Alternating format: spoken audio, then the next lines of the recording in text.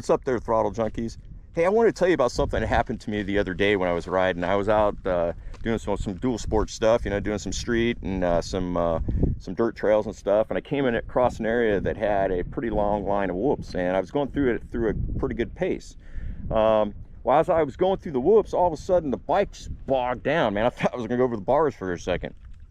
And I just could not get the power or the bike to rev above 3,500. It was just like, brrr. So I knew the bike wasn't getting any air, but I just couldn't figure it out. I mean, I just had a clean air filter and everything. I was like, I have no idea what's going on with this. So luckily I was close to home. I limped it home, got in the shower, cleaned up real quick before I went to go tackle the bike. I had sent out a post on social media asking if anybody else had this issue. Well, while I was getting cleaned up, I remember seeing a post about a guy who had the same issue with a KTM, where his reeds had popped out.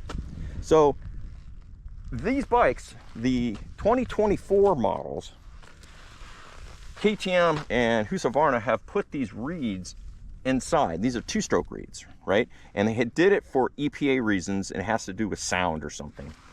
Well, what happened was it had spit it out and it had sucked it in sideways.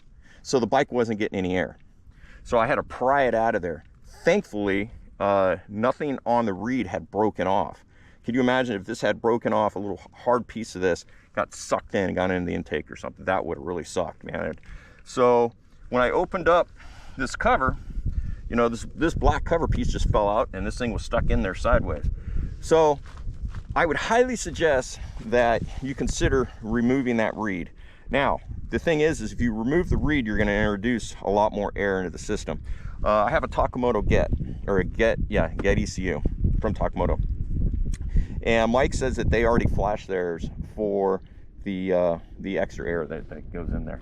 So if you have, I mean, so there's another reason why you may want to consider getting an aftermarket ECU, or you can, I think you can probably go down to KTM or Husqvarna, maybe have it reflashed.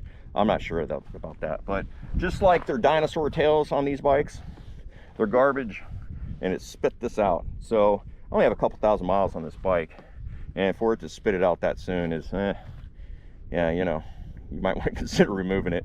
Maybe, I mean, my theory is maybe they expect you to remove them. I have no idea. But either way, I just wanted you to be aware of it and something to consider. So go out, have some fun. I'm gonna go out and ride, and we'll talk to you soon. Take care.